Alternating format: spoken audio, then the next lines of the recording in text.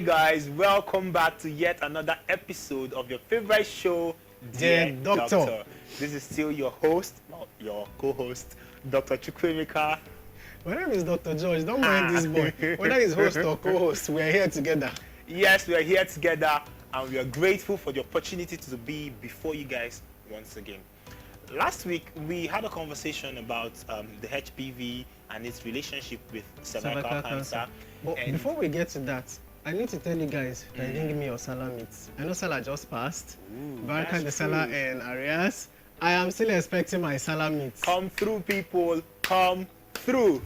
Can we move on now, man? Yes, please. Let's move on. Thank you. Okay, so last week we talked about human papillomavirus and its relationship with cervical cancer. And you guys were amazing. We got all sorts of feedback, comments. It was incredible. I mean, it just goes to show you're interested in what we're doing, and we're grateful for that. We promise to serve you more and more and more. Yes, we do.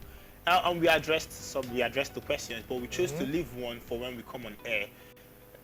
Somebody asked us if his husband was cheating, and the premise for that was she said she's only been with her husband, right? And then she did a pap smear and it was positive for the question actually HPV. read, "Dear doctor, I tested positive for HPV. Does this mean my husband is cheating on me?" Okay, so to answer that question, no. It does not mean your husband is cheating on you. And there are a couple of reasons for that, right? First of all, like we said, HPV can be completely asymptomatic. So it's possible that he had HPV long before you guys met, and he was just sitting there chilling, feeling all right. Yep. It's also possible that you've had it from vertical transmission from your mom, so he might have absolutely nothing to even do with it. Yeah. Right, so you could have HPV and no, the man is not the culprit. So you can chill. Well, today we are going to be talking about the men. Yes. Apart from all the organs that differentiate a man from a woman, there is one organ that is small, about the size of a walnut. Yes. That's the organ we are going to be talking about, and that's the prostate. Because there's something called benign prostate hyperplasia. Along, myself, I know. It's not really too easy. But when we come back from this break, I will tell you what it is with this organ, what it can do to a man, and what you can do to that thing it will likely do to a man. Let's pay some bills. And we are back, guys. So now we are going to be talking about benign prostate hyperplasia. Forget the big English. Basic thing be say we're going to be talking about the prostate. Dr. Chukwemeka, where is your prostate? Okay, so the prostate is an organ. It's small. It's about walnut shaped, just under your bladder, your urinary bladder. Is that where your O is? Yes, that's right. Where is your prostate, Dr. George? Ladies and gentlemen, the prostate is responsible for producing the seminal fluid. Now, when you say sperm, you understand that thing that comes out when a man ejaculates is not just sperm. There are a number of things there. There's a fluid that contains the real sperm. You don't even see the sperm, right? What you call sperm is actually called semen. Okay. Right? And the seminal fluid is produced in the prostate. And then it lubricates the sperm cells that you really can't see, the ones that go into the woman and eventually pregnant the woman. Yeah. So that's what the prostate does in a man. So by the time you're clocking around 40 and above, in some people a little even earlier, it begins to expand. It is in size, right? And that's normal, right? It happens to every man, regardless of where you're from, what you look like. Everybody has some degree of prostate enlargement. It's not village people. Nobody sent it. It did not. Nobody is after you. That's something was supposed to happen because say it's supposed to happen. Yeah, it's age, right? The more you advance, these things happen. However, it can enlarge in some people more than others. Yes. Right. So some degree of prostate enlargement is normal, but for some people, the enlargement becomes so significant. So much so it can degenerate to a cancer. Yeah. Prostate cancer, and it kills. And it's the second commonest cancer in men. Yes. Now, 1 in 4 black men will come down with a prostate enlargement, not cancer. Tell me, what are you going to see when this begins to happen to someone? Okay, so you begin to experience some urinary symptoms, right? For some people, I mean, there are different grades with this. There's the hesitancy where, because it begins to grow. Now, understand that it's under your bladder, but there's a pipe from your urinary bladder Urethra. to the ureter, then to the urethra. That is like a long pipe shaft from your bladder where the urine comes out. You know where they emphasize this pipe like this?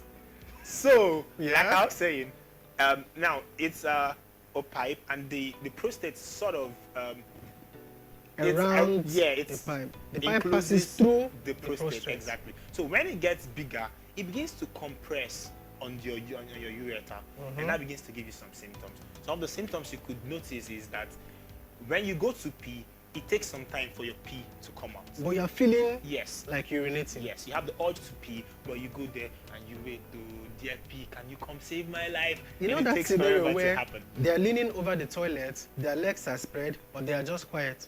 In some movies, you see them humming before you start hearing the trrrr sound. That's consistency. Okay. Yeah. What he said. All right. So that's one of the symptoms you could have. For some people, it's terminal driven. Yeah. Okay. That's basically when you pee and you should get to the end of your pee and stop, right? But at the end, it now drops small.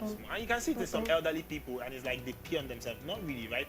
When they finish peeing, they have to fling to make sure every last drop disappears. Meanwhile, a young man will literally just deliver to the last drop, zip up, and bounce. You can even aim fire straight down the barrel, right? Yeah, so that's another symptom. For some other people, it's just mixture. For some people, it's intermittency. It flows, it stops, it flows, it stops. And there's some other symptoms it can give you. It can give you urgency. Whenever you get the urge to pee, it's like you cannot hold your pee. You have to go immediately. And if there's no restroom, boom, whatever happens up. is up to you. It can even get worse. Once you feel the urge to pee, you can't even hold it at urge now, pee now. But I need to make some things clear. Some of these symptoms also look like what you see in diabetes, in other health conditions. It doesn't mean that once you have these symptoms that it's instant, you just have benign prostate hyperplasia, because some women can have these symptoms because of other causes, not necessarily because of a prostate hyperplasia. So we need to make those things quite clear. It goes without saying, right? But let's quickly mention that it's only men that have prostate. Yeah? So just say it's out of the way. So even if a man is having these symptoms, it's still appropriate for a doctor to look at you.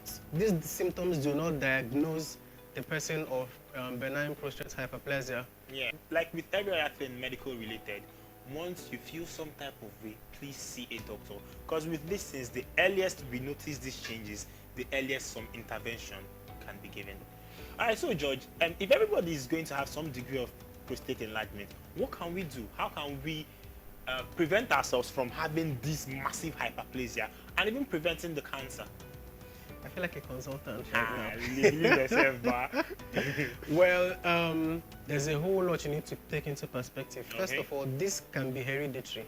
Yes. Okay. If your father had it, there's a large chance the grandfather did, and there's an even larger chance that you likely will. Actually, the mere fact that you're a black man, there's a huge chance, like you said, 1 in 4, that you're going to have I thought I was a scary person. Oh, finally. Well, it is what it is, man. It's facts. It's The truth is statistics. scary. It is what it is. Anyway, So, so we have to start with what you've been eating over this while. We've dealt with the fact that it's hereditary. The fact that it's hereditary, there's nothing you can do. Yeah. For the hereditary part, is in your gene. You're not going to, you can't yank that off, okay? So that's on one part. The next other part is the fact that you have to watch what you're eating. We cannot overemphasize the factor of smoking. There's almost no health condition that is not in some way allured to how much a person smokes cigarettes and all the smokable things. There's really no benefit with smoking, right? We can't overemphasize that. And you can do away with it. Yes, you can if you mean to. There's a whole lot that alcohol destroys in the body, not contributes. Destroys, literally. I know it gives you a certain type of feeling and all that. And nobody is saying you should never taste alcohol. But we have a problem with your volume of consumption, your frequency of consumption. That's where the issue is. Tomatoes are unbelievably so good for you. In fact, if you come home and your wife puts slices of tomatoes in whatever it is you're going to eat, just thank her. Also, nuts, okay? We know it's a walnut organ. It gives you a clue to how good nuts can help. They contain a lot of gluten, and these things are good antioxidants, natural antioxidants that help the prostate when these things want to begin to happen. It prevents you from coming down with a benign prostate hyperplasia. Will there be an enlargement? Yes, the natural one. What are we trying to stop? The excessive ones that could even degenerate to a cancer. We have to take this break right now, but when we come back, we'll finish up on what we're talking about, and then we can say goodbye.